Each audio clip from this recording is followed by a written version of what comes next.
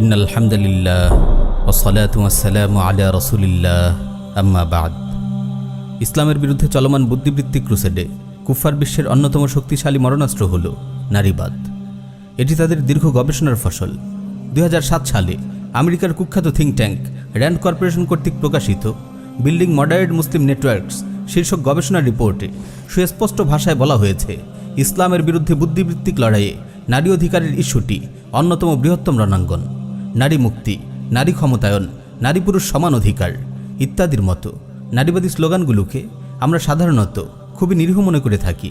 র্যান্ডের এই বক্তব্য থেকে আমরা স্পষ্ট বুঝতে পারলাম, নারী অধিকারের এই আন্দোলন ইসলামের বিরুদ্ধে চলমান বুদ্ধিবৃত্তিক ক্রুসেডের একটি গুরুত্বপূর্ণ হাতিয়ার।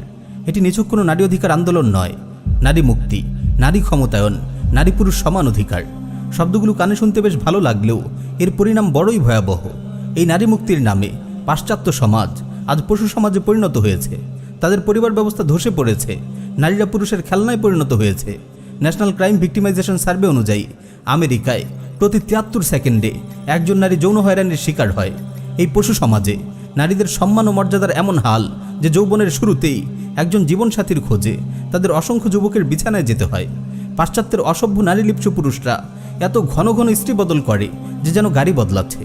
2013 সালে প্রকাশিত দ্য ওয়াশিংটন পোস্টের এক রিপোর্টে বলা হয়, আমেরিকার শতকরা 48 জন নারীর প্রথম সন্তানটি হয় জারজ তথা হারামজাদা, এবং খুব দ্রুত হারামজাদা হওয়ার এই হার 50% পেরিয়ে যাবে।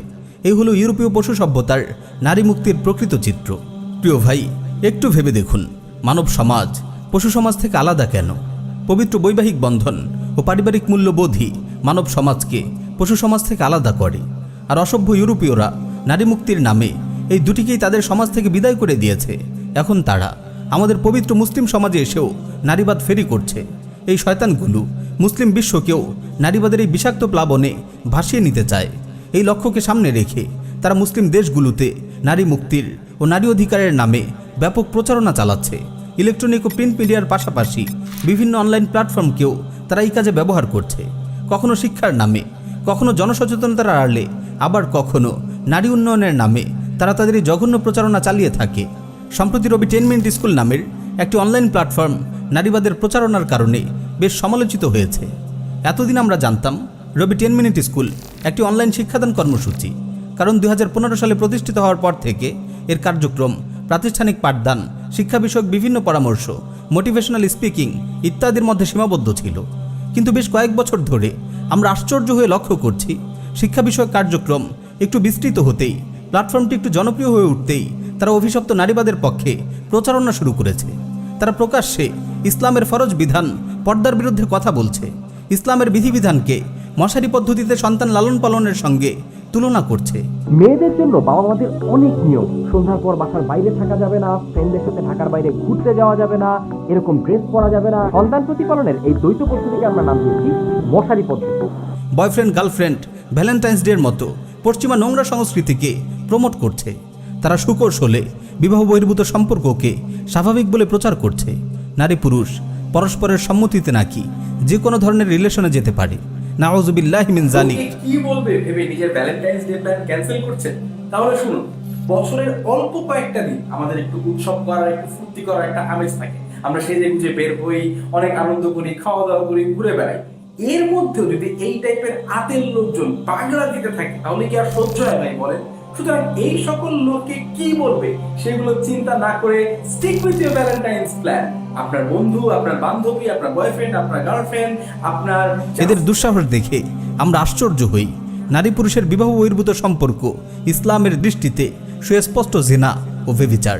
আল্লাহর আইন অনুযায়ী অবিবাহিত কেউ ব্যভিচারে লিপ্ত হলে তাকে 100টি বেত্রাঘাত করতে হবে, আর বিবাহিত কেউ ব্যভিচারে লিপ্ত হলে তার শাস্তি প্রস্তারাঘাতে মৃত্যুদণ্ড।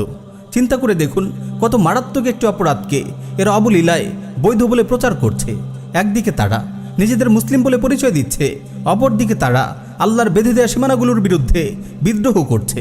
যারা নিজেদের মুসলিম বলে পরিচয় দিচ্ছে তাদের এই কথা মনে গেঁথে নেওয়া উচিত, কেউ আল্লাহর একটি হুকুম পালন না করলে সে গুনাহগার হয়, তবে ইসলামের গণ্ডি থেকে বের হয়ে যায় না। কিন্তু আল্লাহর কোনো বিধানকে কেউ অপছন্দ করলে, আল্লাহর কোনো হুকুমের বিরোধিতা করলে, কিংবা আল্লাহর কোনো নির্দেশকে অস্বীকার করলে সে ইসলামের গণ্ডি থেকে বের হয়ে মুরতাদ হয়ে যায়। তারা প্রচার করছে মেয়েদের নাকি পর্দার সীমানা লঙ্ঘন করে রাতে বিরাতে বাইরে ঘুরে বেড়ানোর অনুমতি পাওয়া উচিত, ডেটিংয়ে যাওয়ার অনুমতি পাওয়া উচিত, দূরে কোথাও ঘুরতে যাওয়ার অনুমতি পাওয়া উচিত, এমনকি বন্ধুদের সঙ্গে স্লিপ ওভার করার অনুমতিও পাওয়া উচিত। এটা মুসলিম সমাজে সরাসরি পাশ্চাত্য পশু সভ্যতার নোংরামি আমদানি করতে চাচ্ছে। বন্ধুদের হাতে হাজারো বান্ধবীকে তারা ধর্ষিত হতে দেখছে, বিশ্ববিদ্যালয়ের ডাস্টবিনে পড়ে থাকা মানব ভ্রূণ তারা দেখছে, রাস্তায় ছুঁড়ে ফেলা নবজাতকের লাশ নিয়ে কুকুর টানাটানি করছে, এই দৃশ্য তারা দেখছে। তবুও কেন তারা নারীদের রাতে বন্ধুদের সঙ্গে স্লিপ ওভার করার এই কুপরামর্শ দিচ্ছে? ফ্রেন্ডের সাথে তোমার যাইতে পারা উচিত। তুমি যদি ফ্রেন্ডের সাথে রাত্রে স্লিপ ওভার করতে চাও, তোমার এটা করতে পারো। স্বামী স্ত্রীর পবিত্র সম্পর্কের ব্যাপারেও এরা পশ্চিমা পশু সভ্যতা থেকে আমদানিকৃত পরিভাষা ও কনসেপ্ট প্রচার করছে, যেমন মেরিটাল রেপ বা বৈবাহিক ধর্ষণ। যদি আপনি কনসেন্ট সহকারে করেন তাহলে এটা আপনার জীবনের সুন্দরতম মুহূর্তগুলোর একটা হতে পারে, আর যদি কনসেন্ট ছাড়া করেন তাহলে সেটাই পৃথিবীর জঘন্যতম অপরাধ, ধর্ষণ। অর্থাৎ জিজ্ঞেস করতে। বৈবাহিক সম্পর্কের মাঝে ধর্ষণের অবকাশ কোথায়?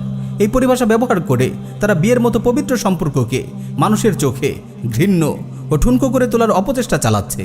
একটু ভেবে দেখুন এটি কত বড় জঘন্য কর্মকাণ্ড। তারা বলে বেড়াচ্ছে মেয়েদের লজ্জার সীমানাগুলো নাকি সামাজিক টেবু, এগুলোকে নাকি ভেঙে ফেলা জরুরি। সহপাঠী, বন্ধুবান্ধব সবার সঙ্গে নাকি পিরিয়ডের কথা খোলাখুলি আলোচনা করতে হবে। মেয়েদের একান্ত প্রাইভেট বিষয়গুলো তারা মা, বড় বোন, চাচি, ভাবি কিংবা বান্ধবীদের সঙ্গে আলোচনা করতে পারে, কিন্তু পিতা, বড় ভাই, স্কুলের সহপাঠীর সঙ্গে আলোচনা করার কুবুদ্ধি তারা কেন দিচ্ছে তা সুস্পষ্ট।